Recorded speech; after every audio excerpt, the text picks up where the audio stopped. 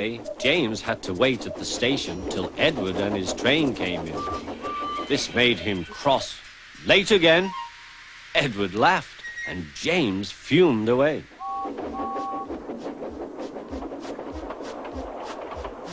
After James had finished his work, he went back to the yard and puffed onto the turntable.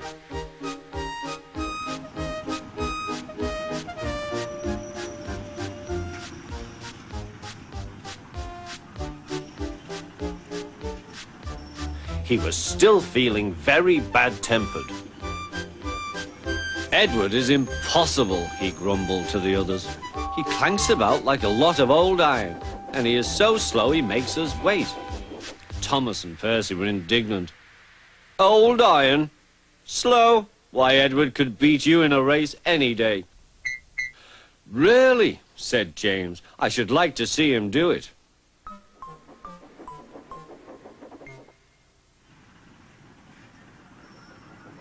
Next morning, James's driver was suddenly taken ill.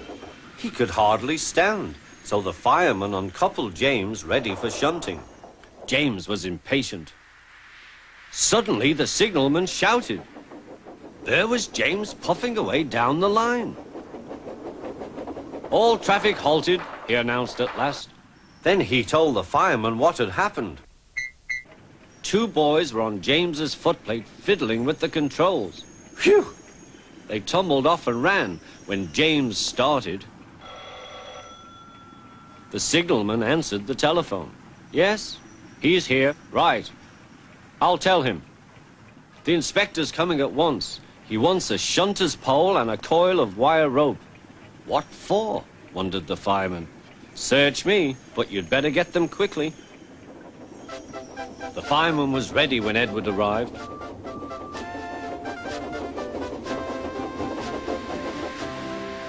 The inspector saw the pole and the rope. "Good man, jump in."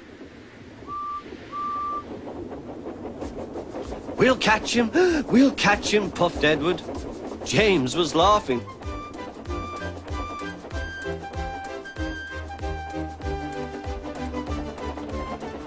What a lark, he chuckled to himself. Suddenly, he was going faster and faster. He realized that he had no driver. "What shall I do? I can't stop! Help! Help!"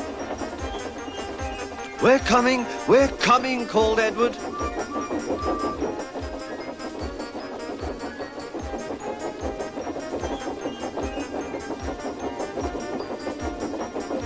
Edward was panting up behind with every ounce of steam he had.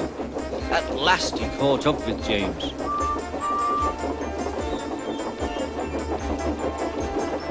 "Steady, Edward," called his driver. The inspector stood on Edward's front, holding a noose of rope in the crook of the shunter's pole. He was trying to slip it over James's buffer.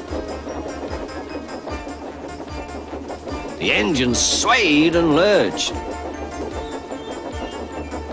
"At last! Got him!" he shouted. He pulled the noose tight. Gently braking, Edward's driver checked the engine's speed, and James's fireman scrambled across and took control. "So the old iron caught you after all," chuckled Edward. "I am sorry," whispered James.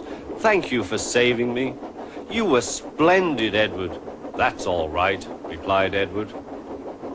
The engines arrived at the station side by side. Sir Topham Hatt was waiting. "A fine piece of work," he said. "James, you can rest and then take your train. I'm proud of you, Edward. You shall go to the works and have your worn parts mended." "Oh, thank you, sir," said Edward.